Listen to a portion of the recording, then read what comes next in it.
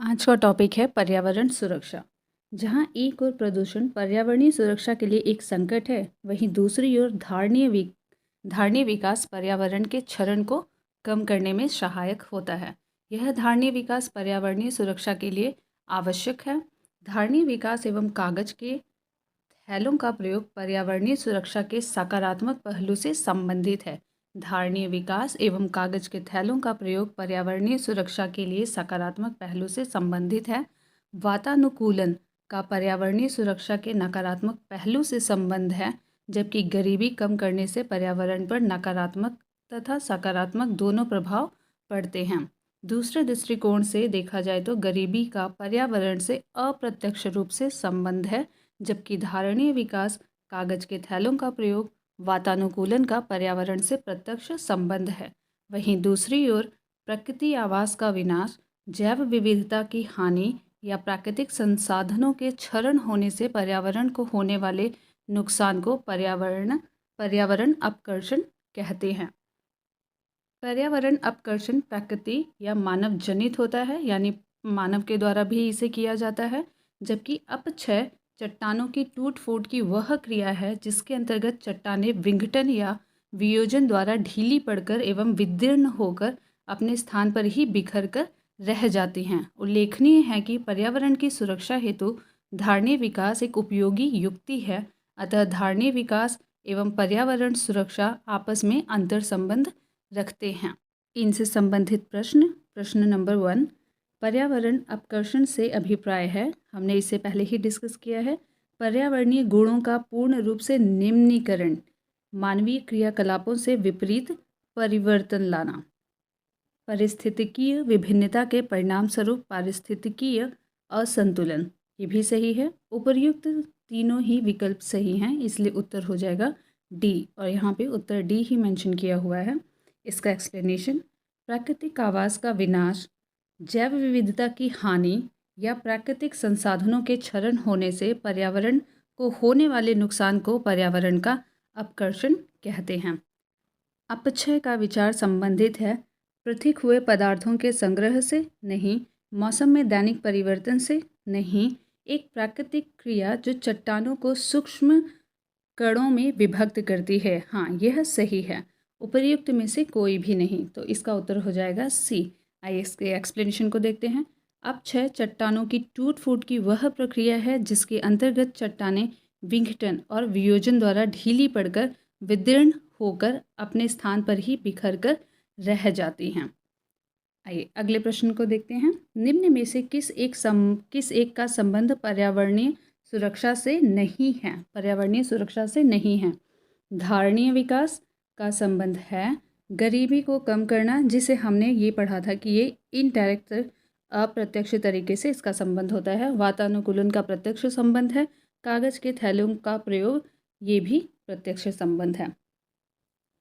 गरीबी को कम करना ही इसका उत्तर होगा, इसलिए यहाँ पे विकल्प बी दिया गया है। एक्सप्लेनेशन, धारणीय विकास कागज के थैलों का प्रयोग पर्यावरणीय सुरक्षा के सकारात्मक पहलू से संबंधित हैं। ये डायरेक्ट भी हैं। वातानुकूलन का पर्यावरणीय सुरक्षा से नकारात्मक पहलू से संबंध है, जबकि गरीबी कम करने से पर्यावरण पर नकारात्मक सकारात्मक दोनों प्रभाव पड़ते हैं।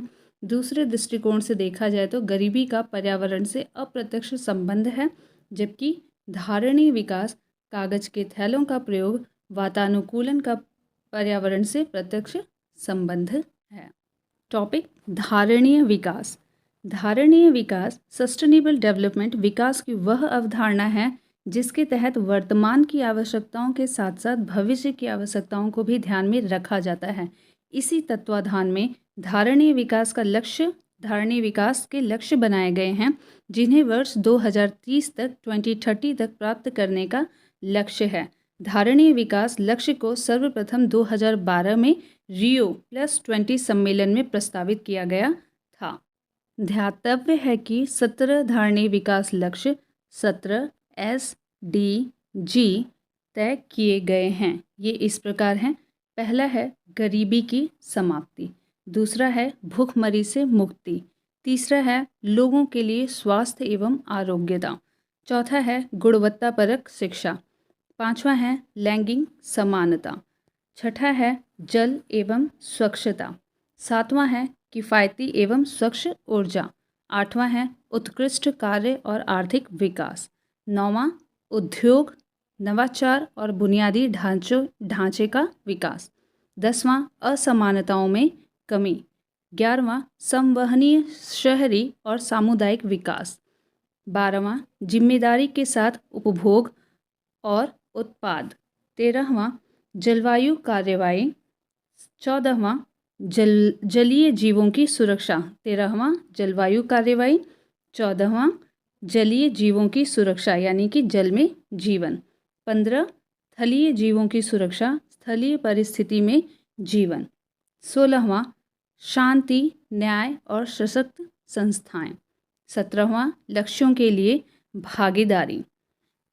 SDG 3 सभी आयु वर्ग के लोगों के लिए स्वास्थ्य और आरोग्य जीवन को बढ़ावा देना सुनिश्चित करता है। SDG 3 सभी आयु वर्ग के लोगों के लिए स्वास्थ्य एवं आरोग्य जीवन को बढ़ावा देना सुनिश्चित करता है। इन्हें आप एक बार फिर से रिपीट कर लीजिएगा और रिवाइज कर लीजिएगा, क्योंकि यह क्वेश्चन हमेशा ही पूछे जाते हैं।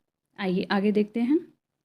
उल्लेखनीय है कि संयुक्त राष्ट्र संघ ने 17 सतत विकास लक्ष्यों सस्टेनेबल डेवलपमेंट गोल्स SDGs का निर्धारण किया है, जिन्हें वर्ष 2030 तक प्राप्त करने का लक्ष्य है। इन लक्ष्यों को प्राप्त करने की प्रगति की दिशा में विभिन्न देशों द्वारा किए गए प्रयासों की प्रगति जानने हेतु सस्टेनेबल डेवलपमेंट गोल्ड इंडेक्स का निर्माण किया गया है कि इन्होंने कितनी प्रगति की है, इसे हम इंडेक्स के माध्यम से देख सकते हैं। इसलिए इन्होंने सस्टेनेबल डेवलपमेंट गोल्ड इंडेक्स का निर्माण किया है। यह सूचकांक 17 सतत विकास लक्ष्यों के संबंध में सामाजिक समावेशन, आर्थिक विकास की स्थिति तथा पर्यावरण की सततता से संबंधित उपलब्ध आंकड़ों के आधार पर तैयार किया गया है। वर्ष 2021 में इस सूची में भारत को 120वां स्थान मिला था 2021 में, और इसे आपको हर साल करंट अफेयर के हिसाब से अपडेट करना होगा। आप चाहे तो इसे अभी देख सकते हैं, लेकिन बाद में आप इसे करंट अफेयर के अकॉर्डिंग अपडेट कर लीजिएगा। और उसी 2021 में जो रिपोर्ट आई थी उसके अनुसार फर्स्ट रैंक पे फिनलैंड था, सेकंड रैंक पे स्वीडन था और थर्ड रैंक पे डेनमार्क था। तो आपके लिए अभी इतना ही काफ़ी है, बाकी आप करंट के अकॉर्डिंग अपने आप को अपडेट करते रहिएगा। यहाँ पे आगे कुछ और देशों को सम्मिलित किया गया है, जिसे एक चार्ट के माध्यम से दिखाया गया है, तो ये उतना ज़रूरी नहीं है। आइए इसमें और आगे देखते हैं कि आगे और क्या चीज़ें मेंशन की गई हैं। धारणीय विकास के कई आयामों में धारणीय कृषि भी एक पहलू है। ध्यातव्य है कि वर्ष 2003 को UNO द्वारा सतत विकास का वर्ष घोषित किया गया था। 2003 को UNO ने सतत विकास का वर्ष घोषित किया था। धारणीय कृषि का अर्थ है पर्यावरण को अक्षुण्ण रखते हुए भूमि का इस प्रकार प्रयोग कि उसकी गुणवत्ता लंबे समय तक बनी रहे, यानी कि पर्यावरण को अक्षुण्ण रखते हुए भूमि का इस प्रकार प्रयोग कि उसकी जो गुणवत्ता है वो लंबे समय तक बनी रहे, इसे ही धारणीय कृषि कहते हैं। वर्तमान में भारत की लगभग 55% जनसंख्या कृषि और संबद्ध क्षेत्रों पर निर्भर करती है। ध्यातव्य है कि अत्यधिक जनसंख्या वृद्धि के कारण खाद्य समेत अन्य पदार्थों का उत्पादन बढ़ाने की आवश्यकता महसूस हुई है। इसकी वजह से कृषि में रासायनिक खादों, उर्वरकों एवं जहरीले कीटनाशकों का भरपूर उपयोग किया गया है ताकि पैदावार बढ़े, परंतु इससे प्राकृतिक असंतुलन व मृदा की गुणवत्ता और उसकी उर्वरता को व्यापक क्षति पहुंची है। इससे मानव के स्वास्थ्य पर भी दुष्प्रभाव पड़ा है। इससे निपटने के लिए आज संपूर्ण विश्व का झुकाव सतत धारणीय कृषि की ओर तेजी से बढ़ रहा है। इस हेतु जैविक खाद का प्रयोग किया जा रहा है। उल्लेखनीय है कि भारत में टिकाऊ कृषि के लिए राष्ट्रीय मिशन वर्ष 2014-15 से चल रहा है। टिकाऊ कृषि वर्ष के लिए राष्ट्रीय मिशन वर्ष 2014-15 से चल रहा है। यह मिशन जलवायु परिवर्तन पर राष्ट्रीय कार्य योजना national action plan on climate change का एक भाग है। जलवायु परिवर्तन के कारण मानवता के समक्ष कई प्रकार की चुनौतियां प्रकट हो रही हैं। उल्लेखनीय है कि क्लब ऑफ रोम वैज्ञानिकों, अर्थविदों, सिविल सेवकों तथा व्यवसायियों की एक संस्था है। क्लब ऑफ रोम वैज्ञानिकों, अर्थविदों, सिविल सेवकों एवं व्यवसायियों की एक संस्था है जो मानवता के समक्ष उपस्थित होने वाली वैश्विक चुनौतियों के समाधान हेतु सुझाव देती है। यह संस्था शोध, वाद विवाद, सम्मेलनों इत्यादि के माध्यम से वैज्ञानिक विश्लेषण कर इन सुझावों को उपलब्ध कराती है। वर्ष 2021 में नीति आयोग द्वारा एक सतत विकास लक्ष्य भारत सूचकांक SDG इंडेक्स 2020-21 जारी किया गया। याद रखिएगा, नीति आयोग के द्वारा भी सतत विकास लक्ष्य भारत सूचकांक जारी किया जाने लगा है और जिसमें 2020 और 21 को जारी किया गया। इस सूचकांक में शामिल अग्रणी राज्यों में केरल स्कोर 75 को शीर्ष स्थान प्राप्त हुआ है। इसके पश्चात हिमाचल प्रदेश, तमिलनाडु को 74 स्कोर मिला है, दोनों को 74 मिला है। आंध्र प्रदेश, गोवा, कर्नाटक, उत्तराखंड को 72, सिक्किम को 71 और बाकी भी यहाँ पे राज्य दिए गए हैं। एक बात ध्यान रखने योग्य है कि जो भारत का SDG इंडेक्स है उसे नीति आयोग जारी करती है, लेकिन जो SDG जिसमें हमने ये पढ़ा था कि भारत को 120वीं रैंक मिली थी उसे UNO जारी करता है। इसे याद रखिएगा, उसे UNO जारी करता है। और ये दोनों ही इंडेक्स की जो रैंकिंग है उसे आपको करंट के अकॉर्डिंग अपडेट करनी पड़ेगी। तो यहाँ पे आप इसे अपडेट करके ही पढ़ें। आइए अब इनसे संबंधित प्रश्नों को देख लेते हैं। प्रश्न संख्या 1, धारणीय विकास लक्ष्य सस्टेनेबल डेवलपमेंट गोल पहली बार 1972 में एक वैश्विक विचार मंडल थिंक टैंक ने, जिसे क्लब ऑफ रोम कहा जाता था, प्रस्तावित किया था? नहीं, इसे 1992 में रियो 20 सम्मेलन में प्रस्तावित किया गया था। धारणीय विकास लक्ष्य 2030 तक प्राप्त किए जाने थे। हाँ, ये बात वहाँ पे डिसाइड हुई थी कि इसे 2030 तक प्राप्त करने का लक्ष्य निर्धारित किया गया था। तो यहाँ पे ऑप्शन बी इसका सही उत्तर होगा। एक्सप्लेनेशन, धारणीय विकास लक्ष्य को सर्वप्रथम 2012 में रियो 20 सम्मेलन में प्रस्तावित किया गया था। धारणीय विकास की वह अवधारणा है जिसके तहत वर्तमान की आवश्यकताओं के साथ साथ भविष्य की आवश्यकताओं को भी ध्यान में रखा जाता है। इसी तत्वाधान में धारणीय विकास लक्ष्य बनाए गए हैं जिन्हें 2030 तक प्राप्त करने का लक्ष्य रखा गया है। सतत विकास लक्ष्य 2017 के सूचकांक में भारत का कौन सा स्थान है? तो यहाँ पे 2017 का पूछा गया है, जो कि 2017 के UPPSC प्री में पूछे गए प्रश्न के हिसाब से है। और हमने जो अभी डिस्कस किया था वो 2021 का था और हमें इसे करंट के अकॉर्डिंग पढ़ना पड़ेगा, इसीलिए इसे आप छोड़ भी सकते हैं। तो 2021 के अकॉर्डिंग भारत का कौन सा स्थान था? तो वो 120वां स्थान था। यहाँ पे आप इसके एक्सप्लेनेशन को भी देख सकते हैं, जो कि ज़रूरत नहीं है। निम्नलिखित में से कौन सा राज्य भारत की धारणीय विकास लक्ष्य 2019-20 के शीर्ष 5 राज्यों की सूची में नहीं है? तो ये भी 2019 का प्री का क्वेश्चन है और उसी के अकॉर्डिंग उस समय इसका उत्तर रहा होगा गुजरात। इसे भी आप करंट के अकॉर्डिंग अपडेट करेंगे। आइए अगले प्रश्न को देखते हैं। ये उसका एक्सप्लेनेशन है और इसे हमें देखने की भी ज़रूरत नहीं है, आप इसे एक बार ऐसे पढ़ सकते हैं।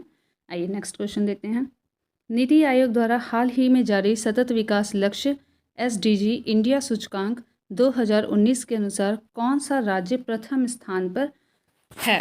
तो करंट के अकॉर्डिंग तो हम अभी देखेंगे तो केरल ही था, लेकिन ये 2019 के हिसाब से है, तो आप इसे करंट के अकॉर्डिंग अपडेट करेंगे। आप बस प्रश्न किस तरीके से पूछे जा रहे हैं इस चीज़ को यहाँ पे देख सकते हैं। नेक्स्ट है, धारणीय कृषि सस्टेनेबल एग्रीकल्चर का अर्थ है आत्मनिर्भरता? नहीं। विश्व व्यापार संगठन के मानकों के अंतर्गत कृषि निर्यात तथा आयात कर सकना? नहीं। भूमि का इस प्रकार प्रयोग कि उसकी गुणवत्ता अक्षुण्ण बनी रहे? ये सही उत्तर है। कृषि प्रयोग हेतु अप्रयुक्त भूमि को प्रयोग में लाना? नहीं। तो यहाँ पे सी इसका सही उत्तर होगा। एक्सप्लेनेशन है, धारणीय कृषि का अर्थ है पर्यावरण को अक्षुण्ण रखते हुए भूमि का इस प्रकार प्रयोग कि उसकी गुणवत्ता लंबे समय तक बनी रहे। टॉपिक, पृथ्वी शिखर सम्मेलन रियो समिट। जलवायु परिवर्तन के कारण पृथ्वी पर विभिन्न प्रकार के संकट उत्पन्न हो रहे हैं। वर्ष 1992 में हमारी धरती पर मंडरा रहे संकट से निपटने के लिए साझी रणनीति बनाने के मकसद से विश्व भर के नेता ब्राज़ील के शहर रियो डी जेनेरियो में पृथ्वी सम्मेलन में एकत्र हुए। इस सम्मेलन में जलवायु परिवर्तन और ग्लोबल वार्मिंग जैसी समस्याओं को लेकर गहरी चिंता जताई गई थी और इनसे लड़ने के लिए मिलकर प्रयास करने का संकल्प किया गया था। 172 देशों के प्रतिनिधियों ने संयुक्त राष्ट्र द्वारा पर्यावरण और विकास के मुद्दों पर आयोजित इस वैश्विक सम्मेलन में शिरकत की थी, यानी भाग लिया था। रियो डी जेनेरियो ब्राज़ील में वर्ष 1992 में संपन्न अंतर्राष्ट्रीय पृथ्वी शिखर सम्मेलन, जिसे अर्थ समिट, संयुक्त राष्ट्र का पर्यावरण एवं विकास सम्मेलन था। इसे याद रखिएगा, रियो डी जेनेरियो ब्राज़ील में है, में वर्ष 1992 में संपन्न अंतर्राष्ट्रीय पृथ्वी शिखर सम्मेलन अर्थ समिट संयुक्त राष्ट्र का पर्यावरण एवं विकास सम्मेलन था।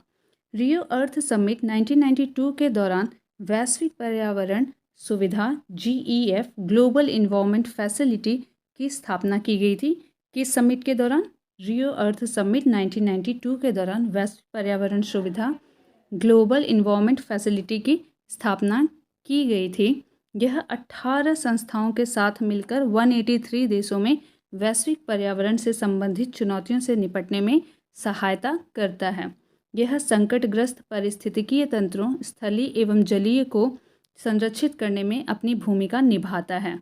GEF UNFCCC के तहत अल्प विकसित देशों को अल्प विकसित देश निधि least developed countries fund LDCEF उपलब्ध कराता है। GEF की ये रिस्पॉन्सिबिलिटी है। यह इन देशों को उनके national adaptation programmes of action NAPAS की तैयारी एवं क्रियान्वयन में सहायता करता है। ध्यातव्य है कि वर्ष 2001 में COP7 की बैठक माराकेश में आयोजित की गई थी। इस बैठक से प्राप्त निर्देशों के आधार पर विशिष्ट जलवायु परिवर्तन निधि the special climate change fund SCCF की स्थापना की गई थी। ये COP7 की बैठक जो हुई थी माराकेश में 2001 में, इस बैठक में निर्देश देने पर विशिष्ट जलवायु परिवर्तन निधि the special climate change fund SCCF की स्थापना की गई थी। यह निधि अनुकूलन के साथ साथ विकासशील देशों को तकनीकी हस्तांतरण में भी सहायता करती है। उल्लेखनीय है कि संयुक्त राष्ट्र विकास कार्यक्रम UNDP, संयुक्त राष्ट्र पर्यावरण कार्यक्रम UNEP, विश्व बैंक GEF के साथ जुड़े हुए हैं। संयुक्त राष्ट्र विकास कार्यक्रम UNDP, संयुक्त राष्ट्र पर्यावरण कार्यक्रम UNEP, विश्व बैंक GEF के साथ जुड़े हुए हैं। वर्तमान में GEF की मुख्य कार्यकारी अधिकारी व अध्यक्ष कार्लोस मैनुअल रोड्रिग्यूज हैं। GEF के संस्थागत ढांचे को एक बार ध्यान से यहाँ पे देख लीजिए। इसका जो मुख्यालय है वो वॉशिंगटन DC में है। यहाँ पे ये किस तरीके से काम करता है, पहले यहाँ पे दिशा निर्देश दिया जाता है, उसका प्रचालन होता है, फिर उस पर कार्रवाई होती है। तो यहाँ पे ये स्ट्रक्चर जो है वो इतना इम्पॉर्टेंट तो नहीं है, लेकिन आप एक नज़र इस पर डाल सकते हैं। आगे है भूमंडलीय पर्यावरण सुविधा ग्लोबल इन्वायरमेंट फैसिलिटी GEF, जैव विविधता पर अभिसमय convention on biological diversity CBD, जलवायु परिवर्तन पर संयुक्त राष्ट्र ढांचा अभिसमय United Nation framework convention on climate change UNFCCC, मरुस्थलीकरण के विरुद्ध संयुक्त राष्ट्र अभिसमय United Nation convention to combat desertification UNCCD, स्थायी जैव प्रदूषण पर स्टॉकहोम अभिसमय Stockholm convention on persistent organic pollutant Stockholm POPs, एवं पारा पर मिनीमाता अभिसमय मिनीमाता कन्वेंशन ऑन मरकरी इत्यादि के लिए वित्तीय क्रियाविधि के रूप में काम करता है, यानी उन्हें फंड प्रोवाइड कराता है। आइए इनसे संबंधित प्रश्नों को देख लेते हैं। रियो डी जेनेरियो में संपन्न अंतर्राष्ट्रीय सम्मेलन था संयुक्त राष्ट्र पर्यावरण एवं विकास सम्मेलन। यहाँ पे पहला क्वेश्चन हो गया है। Explanation, Rio de Janeiro Brazil में 1992 में संपन्न अंतर्राष्ट्रीय पृथ्वी शिखर सम्मेलन संयुक्त राष्ट्र का पर्यावरण एवं विकास सम्मेलन था। दूसरा प्रश्न, भूमंडलीय पर्यावरण सुविधा के संदर्भ में निम्नलिखित में से कौन सा कथन सही है? यह जैव विविधता पर अभिसमय एवं जलवायु परिवर्तन पर संयुक्त राष्ट्र ढांचा अभिसमय के लिए वित्तीय क्रियाविधि के रूप में कार्य करता है। यह सही ऑप्शन है। यह भूमंडलीय स्तर पर पर्यावरण के मुद्दों पर वैज्ञानिक अनुसंधान करता है, तो यह गलत ऑप्शन है। यह OECD के अधीन एक अभिकरण है जो अल्प विकसित देशों को उनके पर्यावरण की सुरक्षा के विशिष्ट उद्देश्यों से प्रौद्योगिकी और निधियों का अंतरण सुकर बनाता है। यह भी गलत है। और डी में बी ऑप्शन नहीं होगा, इसीलिए ये भी गलत है। तो इसका उत्तर हो जाएगा ए। एक्सप्लेनेशन, रियो अर्थ समिट 1992 के दौरान वैश्विक पर्यावरण सुविधा GEF ग्लोबल इन्वायरमेंट फैसिलिटी की स्थापना की गई। रियो अर्थ समिट 1992 के तहत GEF की स्थापना की गई। भूमंडलीय पर्यावरण सुरक्षा, ग्लोबल इन्वायरमेंट फैसिलिटी, जैव विविधता पर अभिसमय, जलवायु परिवर्तन पर संयुक्त राष्ट्र ढांचा अभिसमय, मरुस्थलीकरण के विरुद्ध संयुक्त राष्ट्र अभिसमय इत्यादि के लिए यह वित्तीय क्रियाविधि के रूप में कार्य करता है। Topic agenda 21। ब्राज़ील की राजधानी रियो डी जेनेरियो में वर्ष 1992 में पर्यावरण और विकास सम्मेलन आयोजित किया गया। इसे अर्थ समिट या पृथ्वी शिखर सम्मेलन भी कहा जाता है। यह सम्मेलन स्टॉकहोम सम्मेलन की 20वीं वर्षगांठ मनाने के लिए आयोजित किया गया था। इसमें सम्मिलित देशों ने धारणीय विकास के लिए एक कार्यवाही योजना स्वीकृत की, जिसे 1921 के नाम से जाना जाता है। सम्मिलित देशों ने धारणीय विकास के लिए एक कार्यवाही योजना स्वीकृत की, जिसे एजेंडा 21 के नाम से जाना जाता है। एजेंडा 21 धारणीय विकास के लिए एक वैश्विक कार्य योजना है। इसे याद रखिएगा, ये एक वैश्विक कार्य योजना है धारणीय विकास के लिए। यह पारिस्थितिकी विनाश और आर्थिक असमानता को समाप्त करने पर बल देता है। स्टॉकहोम सम्मेलन वर्ष 1972 में हुआ था और उसके 20 साल पूरे होने पर उसकी 20वीं वर्षगांठ के रूप में 1992 में पृथ्वी शिखर सम्मेलन आयोजित किया गया। वहाँ पे समझौता होता है एजेंडा 21 के नाम से, और इसी की 5 वर्ष पे समीक्षा होती है, जिसे पृथ्वी सम्मेलन +5 वर्ष 1992 में हुआ था। इसके साथ ही पृथ्वी सम्मेलन में 21वीं सदी के लिए पर्यावरणीय विकास हेतु कार्यक्रम निर्धारित किए गए थे। इन कार्यक्रमों में एजेंडा 21 नाम दिया गया था, जो उन लोगों ने वहाँ पे समझौता किया था। इस एजेंडा को निम्न प्रमुख भागों में बांटा गया है। तो देखते हैं इस एजेंडे को किस तरीके से बांटा गया है। ये निम्न भागों में बांटा गया है एजेंडा 21 को। पहला है जैविक विविधता का सर्वेक्षण एवं संकटग्रस्त जीवों का संरक्षण। पहले जैव विविधता का सर्वेक्षण करेंगे, उसके बाद संकटग्रस्त जीवों का पता चलने पर उनका संरक्षण करेंगे। विकासशील देशों में गरीबी निवारण व जनसंख्या नियंत्रण, ये होगा विकासशील देशों में गरीबी का निवारण करना और जनसंख्या पर नियंत्रण करना।